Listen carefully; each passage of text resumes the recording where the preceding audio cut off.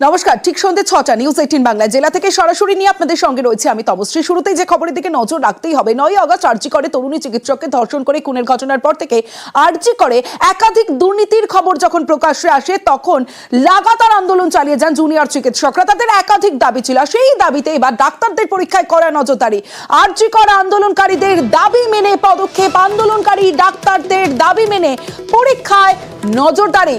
নতুন গাইডলাইন মেনে কড়া নজরদারি। সোমবার থেকে রাজ্যে এমডি এমএস পরীক্ষা, আর এবারই প্রথম সিসি ক্যামেরার নজরদারিতে পরীক্ষা কেন্দ্র থেকে লাইভ স্ট্রিমিং এর ব্যবস্থা। পরীক্ষার্থীদের তল্লাশির পরেই হলে ঢোকার বন্দোবস্ত, নির্দিষ্ট দূরত্ব মেনেই পরীক্ষার হলে বসার ব্যবস্থা। এবং শুধু মালদা নয়, রাজ্য জুড়েই এই একই ব্যবস্থা করা হচ্ছে। তবে মালদা থেকে আমার প্রতিনিধি সেবক রয়েছে, সেবকের সঙ্গে কথা বলবো। সেবক, আমরা তো দেখলাম যে একাধিক পদক্ষেপ নেওয়া হচ্ছে এবার ডাক্তারি পরীক্ষায়, কিন্তু এই যে একাধিক পদক্ষেপ নেওয়া হলো সেখানে চিকিৎসকদের কি প্রতিক্রিয়া, তারা কি বলছে?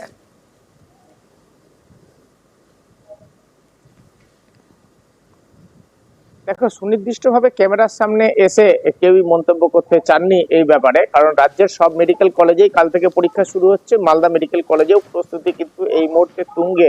আর তুমি যেটা বলছিলে, আরজিকর ঘটনার পরেই যেটা দেখা যাচ্ছিল, পরীক্ষা ব্যবস্থার স্বচ্ছতা নিয়ে অনেকেই প্রশ্ন তুলছিলেন। ডাক্তারদের মধ্য থেকেও, ডাক্তার পড়ুয়ারদের মধ্য থেকেও কিন্তু এ নিয়ে নানা অভিযোগ উঠছিল। আর এতেই স্বচ্ছতা আনতে একগুচ্ছ পদক্ষেপ, যার গাইডলাইন অনুযায়ী মালদা মেডিকেল কলেজে আজকে আমরা দেখলাম যে অধ্যক্ষের নেতৃত্বে একটি কমিটি, তারা ঘুরে দেখলো পরীক্ষা ব্যবস্থা কি কি নেওয়া হচ্ছে।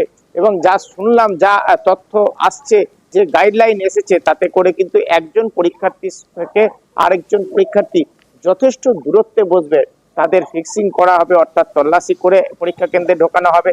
শুধু তাই নয়, এবারই প্রথম সিসিটিভি ফুটেজ থাকছে, সিসিটিভি ক্যামেরা নজরদারি থাকবে, আর লাইভ স্ট্রিমিং, অর্থাৎ রাজ্যের বিভিন্ন কলেজের যে পরীক্ষা চলছে সেই পরীক্ষা কলকাতায় বসে স্বাস্থ্য বিশ্ববিদ্যালয় কর্তৃপক্ষ তারা কিন্তু নজরদারি করতে পারবেন, দেখতে পারবেন সঠিকভাবে পরীক্ষা হচ্ছে কিনা। শুধু পরীক্ষা পর্বকে ঘিরেই যে এত প্রস্তুতি তা নয়, পরীক্ষা শেষ হয়ে যাওয়ার পরেও উত্তরপত্রে যাতে আর কোনো রকম সমস্যা না হয়, এই জন্য উত্তরপত্রগুলিকে একটি ট্যাঙ্কের মধ্যে ডিজিটাল লক করে, অর্থাৎ অত্যাধুনিক প্রযুক্তির মাধ্যমে নাম্বারিং লক করে সেটাকে পাঠানো হবে কলকাতায় স্বাস্থ্য বিশ্ববিদ্যালয়।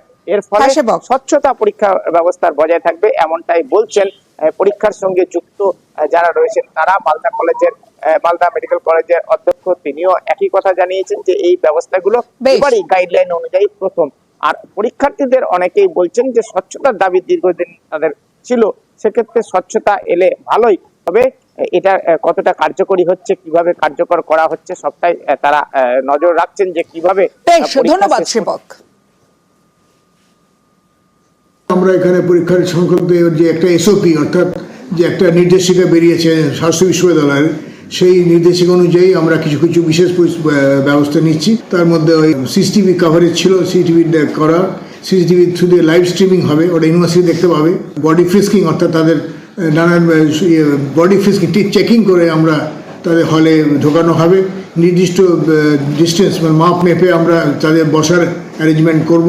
এবং পরীক্ষার হয়ে যাওয়ার পর পরীক্ষার যে উত্তরপত্রগুলিকে আমরা একটা বিশেষ ট্রাঙ্ক পাঠানো ইউনিভার্সিটি থেকে পাঠিয়েছেন, সেই ট্রাঙ্কে দিয়ে একটা ডিজিটাল লকিং করে আমরা পাঠাবো, পোস্টের থ্রু দিয়ে পাঠাবো।